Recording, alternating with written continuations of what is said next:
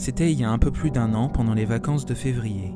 Tess, ma meilleure amie, m'avait invité à venir passer une petite soirée posée chez elle, avec quelques autres de nos amis. Son père était souvent en voyage pour son travail, elle avait donc la maison pour elle toute seule, et j'y étais régulièrement invité pour passer les vacances, le week-end ou juste une soirée. La maison était grande en plus, c'était sympa de l'avoir pour nous toute seule. Ce soir-là, nous nous sommes retrouvés, Tess, moi, Mathieu, Maxime et Fabien, pour passer un moment sympa tous ensemble. La soirée en elle-même n'a rien eu d'extraordinaire. On a discuté, rigolé en buvant quelques verres, on a mis de la musique fort, un autre avantage de la vie dans une maison plutôt que dans un appartement.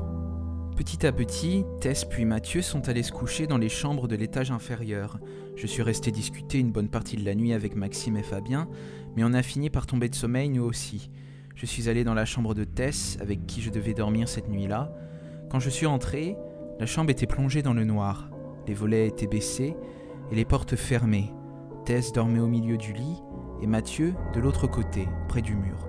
J'ai enfilé mon pyjama, j'ai quand même pris ma place habituelle du côté du lit près de la porte. Les deux autres dormaient déjà, et comme d'habitude, j'étais celle qui mettait le plus de temps à trouver le sommeil. Je me suis allongé, tourné vers la porte, j'ai enfoncé mes écouteurs dans mes oreilles et j'ai fermé les yeux, écoutant de la musique calme à faible volume pour m'aider à m'endormir. Il m'a semblé que je m'étais endormi quand j'ai vu une ombre traverser la chambre depuis la porte jusqu'à l'autre bout du lit. Ensommeillé, je n'avais pas les idées suffisamment claires pour me demander sérieusement ce qu'il se passait. Je n'ai pas eu le réflexe de me retourner pour voir qui c'était.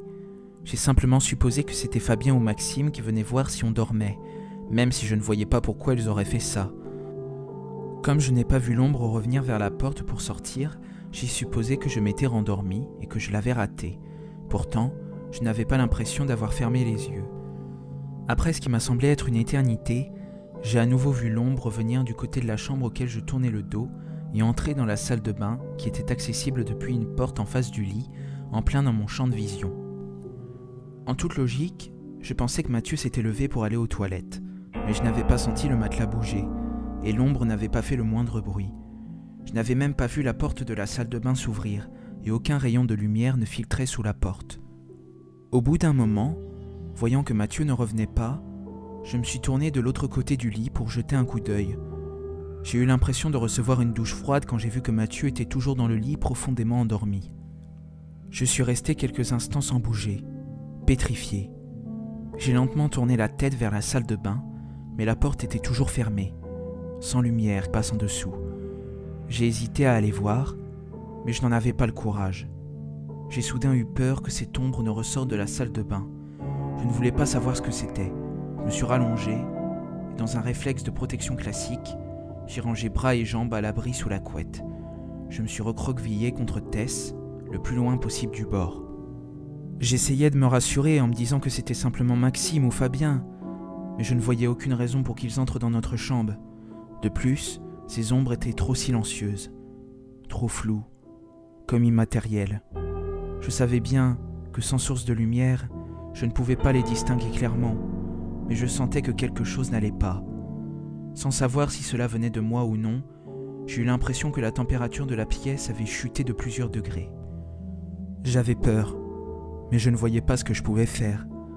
Alors j'ai simplement attendu, sans bouger, en espérant de tout cœur m'endormir pour échapper à cette angoisse.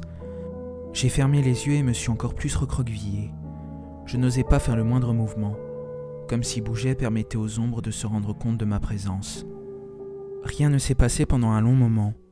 Je commençais à me dire que tout ça n'était que le fruit de mon imagination et que je commençais à me détendre. Quand j'ai entrouvert les yeux, et j'ai vu les pieds d'une silhouette de mon côté du lit, tout près de moi.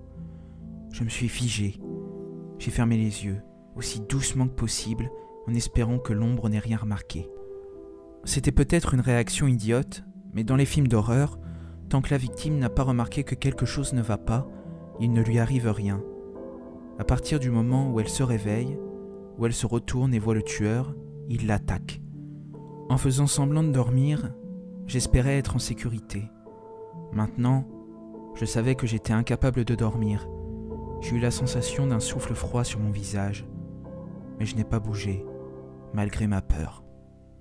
Je ne sais pas combien de temps je suis resté comme ça, mais ça m'a semblé durer une éternité avant que les premiers rayons de soleil ne filtrent à travers les volets.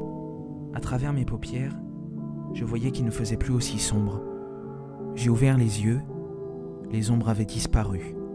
Il faisait encore sombre à cause des volets baissés, mais j'ai pris mon courage à deux mains et je suis sorti de la pièce. J'ai grimpé les escaliers à toute vitesse et une fois dans le salon, rempli de lumière, je me suis senti beaucoup mieux. Rien ne remplaçait la lumière réconfortante du soleil. Tout en me servant un bol de céréales, j'ai réfléchi à ce qui s'était passé cette nuit. À la lumière du jour, je voyais les choses bien différemment. Je me suis mis à rire doucement.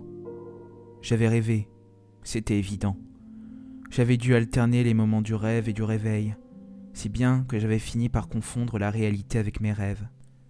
Rien de plus. J'ai ri de ma propre peur et j'ai attendu que les autres ne se réveillent. Tess fut la première à me rejoindre et elle m'a demandé pourquoi j'étais levé si tôt. Je lui ai raconté ce qui m'était arrivé cette nuit, mais je l'ai vue froncer les sourcils et elle m'a regardé avec un drôle d'air. Quand je lui ai demandé ce qui se passait, elle m'a répondu « C'était pas possible, Mathieu et moi on a dormi tous les deux dans la chambre d'amis.